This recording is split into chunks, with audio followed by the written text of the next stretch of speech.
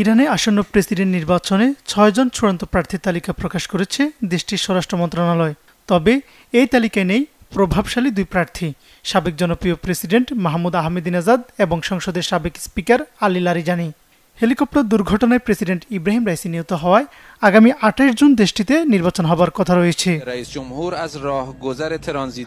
যে ৬ জন মনোনয়ন পেয়েছেন তারা হলেন ইরানের সাবেক প্রধান পরমাণু আলোচক এবং ইরানের নীতি নির্ধারণী পরিষদ সদস্য সায়েদ জলিলি, দেশটির বর্তমান সংসদের স্পিকার মোহাম্মদ বাকের গালিবাফ, মাসুদ পেজেশকিয়ান যিনি সংস্কারবাদী হিসেবে পরিচিত, দেশটির সাবেক বিচার ও স্বরাষ্ট্রমন্ত্রী মোস্তফাপুর মোহাম্মদী, সৈয়দ আমির হোসেন কাজীজাদে হাশেমি এবং কট্টরপন্থী হিসেবে পরিচিত তেহরানের মেয়র আলীরেজা জাকানিও।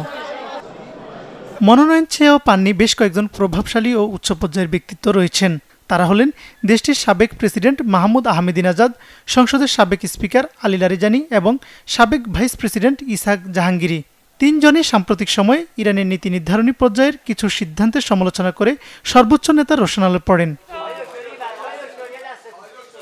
২০০৫ থেকে ২০১৩ সাল পর্যন্ত ২ মেয়াদে ইরানের প্রেসিডেন্ট ছিলেন মাহমুদ আহমেদিনেজাদ।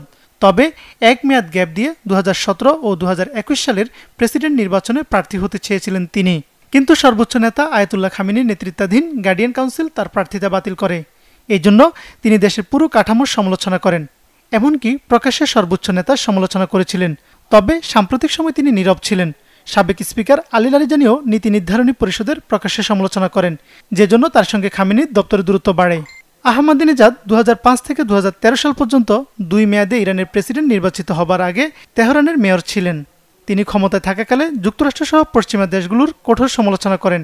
এছাড়া ইরানের পারমাণবিক কর্মসূচি নিয়েও কঠোর অবস্থানে ছিলেন তিনি।